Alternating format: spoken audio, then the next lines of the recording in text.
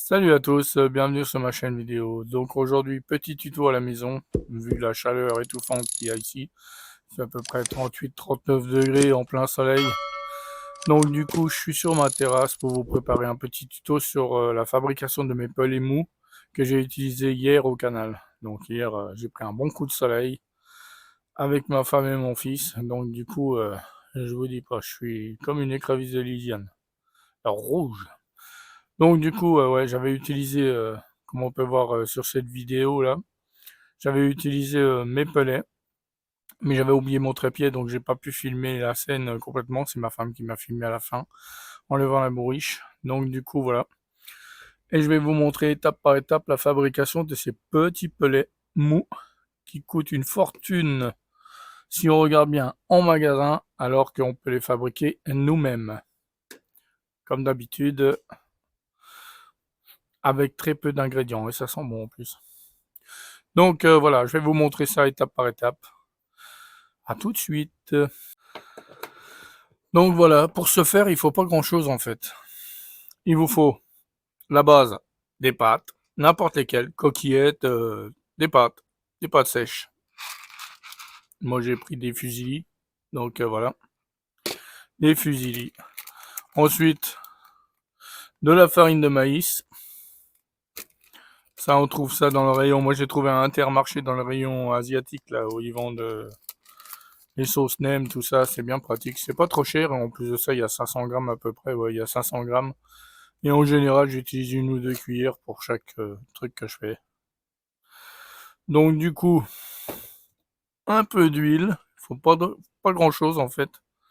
Bon, un peu d'huile, ça c'est de l'huile d'olive un peu mélangée. De l'eau, un épice. Moi j'ai pris Ras El Hanout. Je sais pas si ça se dit comme ça, je sais pas. Donc voilà, un épice. Hmm. Sent bon celui-là. En général, on le met dans le couscous ou je sais pas quoi. Un œuf. La pauvreté du gars, quoi. Un œuf. Et moi, j'avais pris cet arôme-là, Hot Demon. Donc, c'est vrai que le Hot Demon, bon, on peut voir que le flacon, il date. Hein, c'est à mes débuts où je pêchais encore la carpe en batterie. Donc, ce flacon-là, il a bien un pou. Je sais pas s'il a pas plus de 10 ans, même plus. Donc, même beaucoup plus que 10 ans. Et,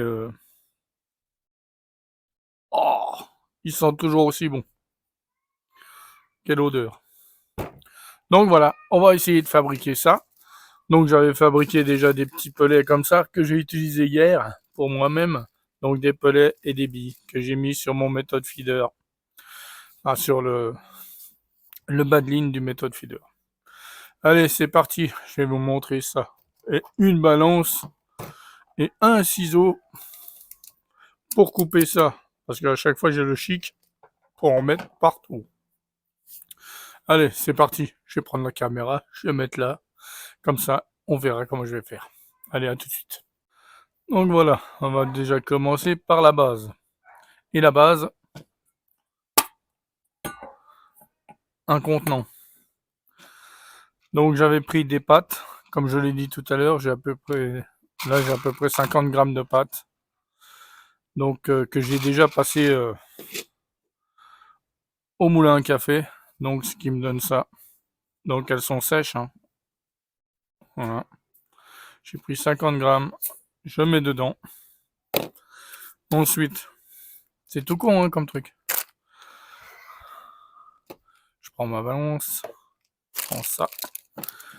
Très important, prendre un ciseau et pas ouvrir comme un barbare. Voilà. Je prends ça. Donc si j'ai mis 50 grammes, je vais prendre à peu près 25 grammes. Faut déjà que je bronche. Oh là là, oh le naze. Hop, la poudre. On met la tare. Voilà. Je prendre à peu près 25 grammes.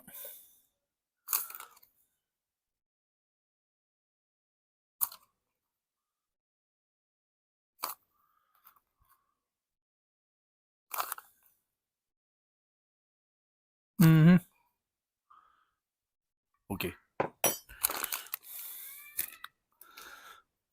Donc j'ai à peu près 25 grammes là-dedans que je mélange avec.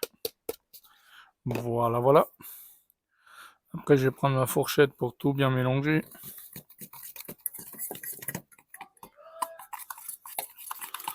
Je mélange bien ma poudre.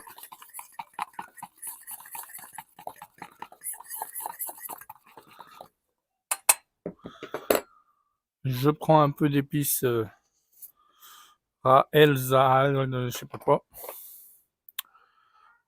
Je mets une petite dose, pas grand chose, ça sert à rien de bombarder.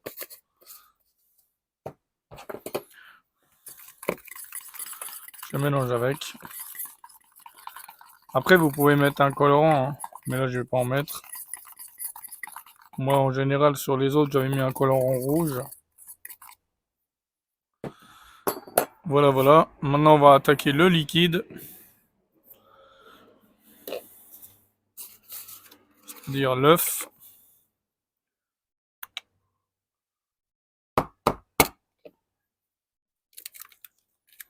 Avec la chaleur, l'œuf a une drôle de gueule. Hop là, dans le plan de rhubarbe. Ça et ça.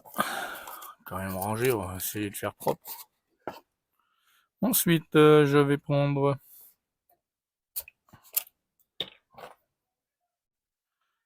une cuillère à café d'huile d'olive ou d'huile végétale, peu importe. Voilà. Ensuite, après, moi j'ai pris celui-là, mais on peut prendre autre chose, hein. On peut mettre autre chose. Je vous dirai ce qu'on peut prendre à la fin. Voilà, je vais mettre 2 cuillères. Yo Demon. Voilà.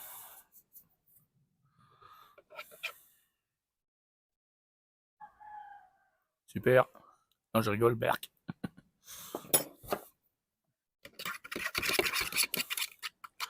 On remue bien.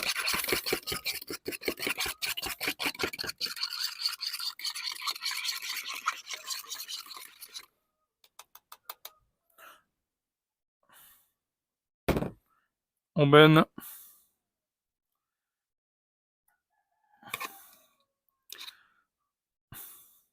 Voilà. On remue.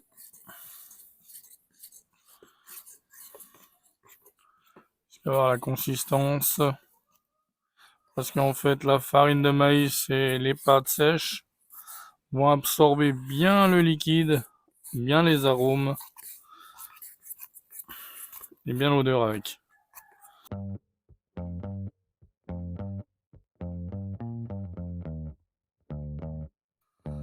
Au final, on n'aura peut-être pas besoin d'eau.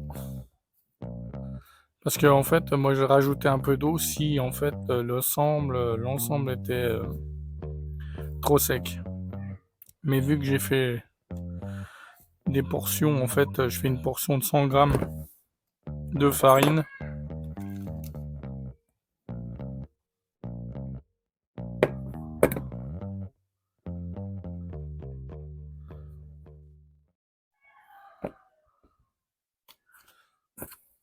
Je fais une portion de 100 grammes de farine pour un œuf. Là, j'ai fait diviser par 2, donc parce que je voulais pas faire non plus trop pour un tuto.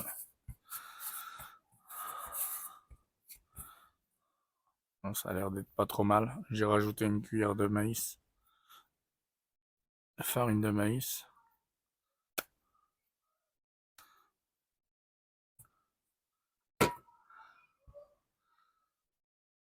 Là, vous avez une pâte qui est pas trop mal. voyez, voilà. Ce que je vais faire, parce qu'il faut la cuire, donc je vais préparer des petits boudins. Je vais vous montrer comment je fais et ensuite je vais aller cuire ça et je vous montrerai en fait le résultat final, ce qu'il faut faire après. Bon, bon la pâte a bien absorbé la flotte en fait et l'humidité de l'œuf. Donc elle est toute souple, un peu granuleuse, souple et granuleuse en fait. Voilà, donc je vais prendre un bout. Hop là.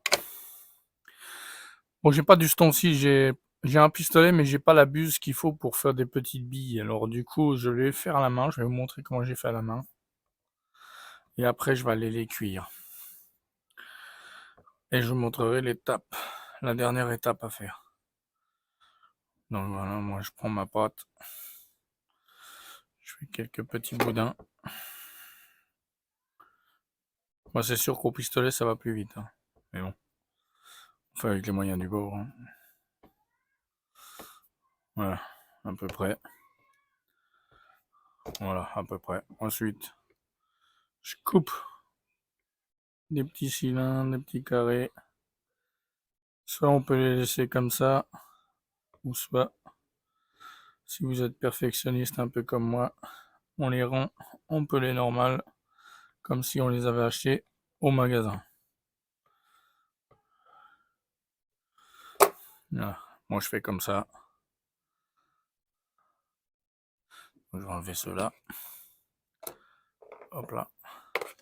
Et je les mets là.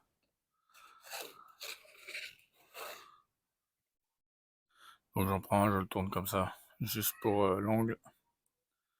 Et là, ce que ça me donne, je sais pas si on le voit. Voilà.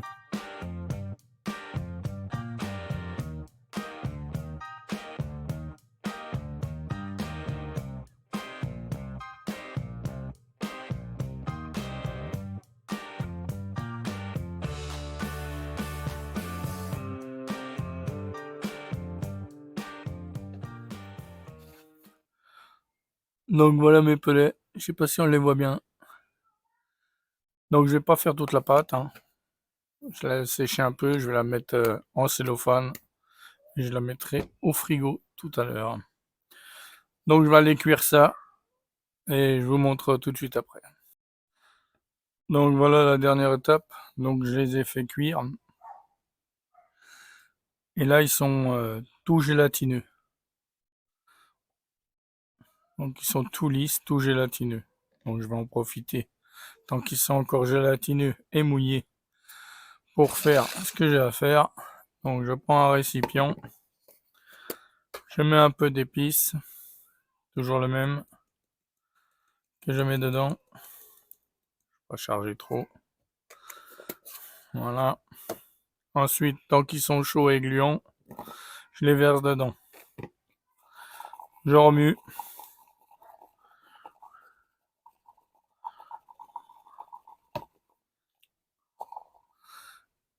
Je sais pas si on voit, mais ça a bien pris dessus.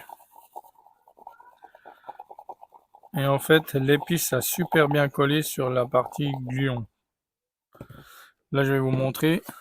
Ah, il faut que j'essuie ça. Hop là. Voilà. Ah. Voilà, voilà. Donc, je vais laisser refroidir le temps que je papote.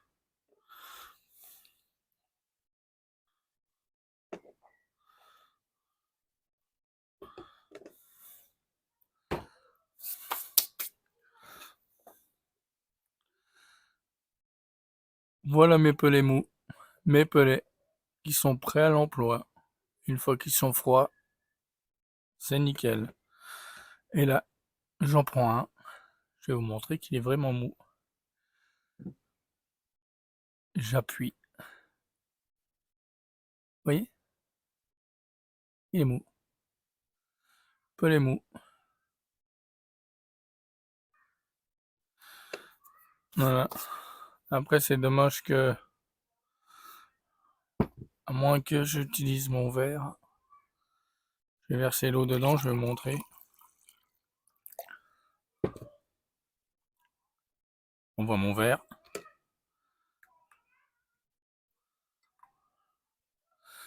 Voilà ce que ça donne. Donc vous avez les épices qui s'est décroché en particules du pellet. Et les autres sont restés dedans.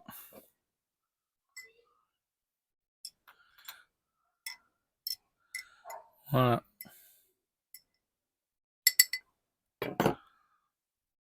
Bien sûr, il faut que ça soit... il faut que ça reste bien sec. Comme ça, l'épice reste dessus parce que là, c'est encore un petit peu humide. Mais on peut voir qu'en fait, le pellet est mou et utilisable. Voilà, voilà. Donc voilà, ce tuto se termine. Donc c'est juste pour vous expliquer la base. La base, c'est les pâtes. Parce que la pâte, en fait, dégage beaucoup d'amidon. Et c'est ce qui fait que votre pâte reste très souple. Vous voyez? Vachement souple. Dur, mais souple. Donc on peut l'utiliser avec une bague ou même avec une petite baïonnette. Ça tient super bien. Donc vaut mieux les laisser sécher encore un peu parce que la farine, l'épice s'en va un peu si on frotte. Ceux-là, je les avais faites, les premières que j'ai utilisées hier. Je les ai faites vendredi et en frottant, on peut toujours frotter, l'épice en va beaucoup moins et elles sont un peu plus dures. Mais restent molles, mais un peu plus dures quand même. Donc utilisable. Donc c'est pareil, hein, elles se percent avec la baïonnette et un élastique. Donc cela c'est nickel. Donc ça vous donnera un résultat comme ça. Donc pour les proportions, je vous avais dit, moi j'avais diminué donc du coup pour la vidéo. Et là j'avais fait mes vraies proportions pour ça, c'est 100 grammes de pâte que je passe au moulin à café. De la farine de maïs, j'avais pris de la farine de maïs, mais on peut prendre n'importe quelle farine. La farine de pellet, de la farine de frolic, vous passez tout au moulin, donc il faut respecter. J'avais pris 50 grammes, un arôme, donc moi j'avais pris Haute Démon, mais on peut prendre ce que l'on veut, du moment qu'on peut prendre du fruité ou du carnet. Bon, ce qui touche au fruité, moi je prends du sirop plutôt. Vous savez, du sirop de fraise, sirop de pêche, c'est super bien, ça fait fruiter. Et après les épices, bah, vous n'êtes pas obligé de mettre un épice dedans, mais c'est mieux pour faire sécher en fait cette espèce de petite croûte qu'il y a au-dessus. Cette petite croûte qu'on voit là, qui est bien, bien sympathique. Donc si vous voulez mettre un épice, par exemple un épice spéculoos, je parle de l'épice spéculoos, il y a spéculoos, on peut prendre du spéculoos, on en met aussi dans l'amorce, donc dans la préparation, et l'épice. Et on remue, et puis vous avez une petite base de poudre de spéculoos au-dessus. Donc soit on le fait avec les gâteaux ou l'épice qui existe. Enfin bref, à vous de voir, moduler comme vous voulez. Et voilà. Moi j'ai tout mis dans les petits sachets comme ça que je laisse ouvert, c'est bien pratique parce que si je le ferme, avec la chaleur, ça va faire de la condensation et ça sera pas du tout pareil. Donc je les avais fait vendredi et ça sent toujours aussi bon. Voilà, voilà, j'espère que ce tuto vous a plu. J'approche à mes vacances, donc je vais pouvoir faire quelques vidéos en plus. Et qu'est-ce que je voulais dire? Bah, à la prochaine fois pour une autre vidéo, en espérant toujours faire du poisson. Salut!